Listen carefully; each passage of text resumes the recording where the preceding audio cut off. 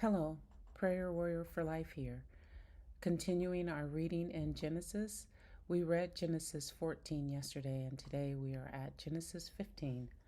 And this should be a little easier as far as pronunciations. We don't have some of the difficult terms in this chapter, but I thank you for your grace as I struggle through reading some of those difficult terms. But today it should be a little smoother, and I will begin.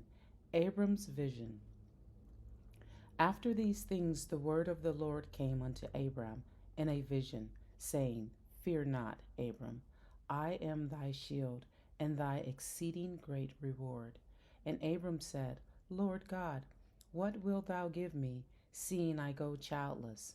And the steward of my house is Eliezer of Damascus.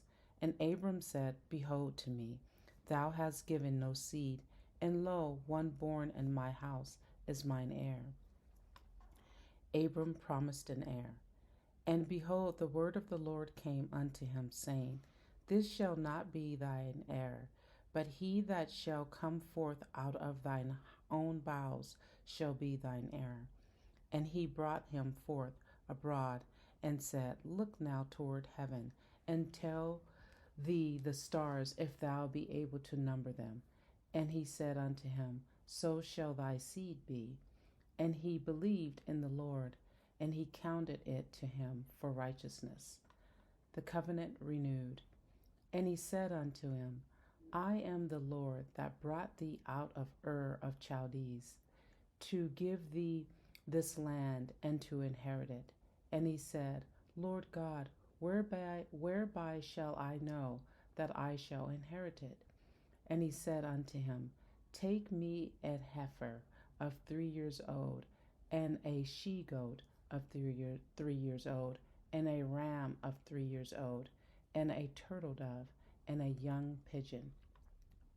And he took unto him all these, and divided them in the midst, and laid each piece one against another.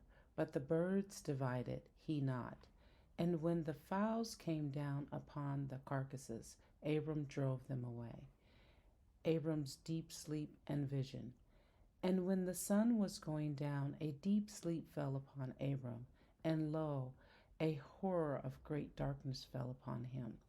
And he said unto Abram, Know of a surety that thy seed shall be a stranger in a land that is not theirs, and shall serve them, and they shall afflict them 400 years.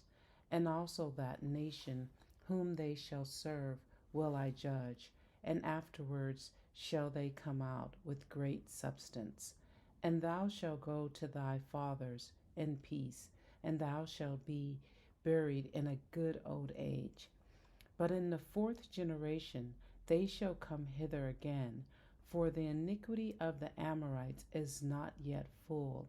And it came to pass that when the sun went down and it was dark, behold, a smoking furnace and a burning lamp that passed between those pieces. In the same day the Lord made a covenant with Abram, saying unto thy seed, Have I given this land from the river of Egypt unto the great river, the river Euphrates. The Kenites and the Kenizzites and the Kadmonites and the Hittites and the Perizzites and the Rephaims and the Amorites and the Canaanites and the Girgashites and the Jebusites. And that concludes the reading of Genesis 15. And so we will continue our reading of Genesis 16 tomorrow. And as I always say, I hope you're enjoying this process. Thank you for your grace as I stumbled through some of the language and the enunciations. And I hope you're having a wonderful day. I hope you're having a wonderful life. And God bless. And I look forward to reading to you tomorrow. Goodbye.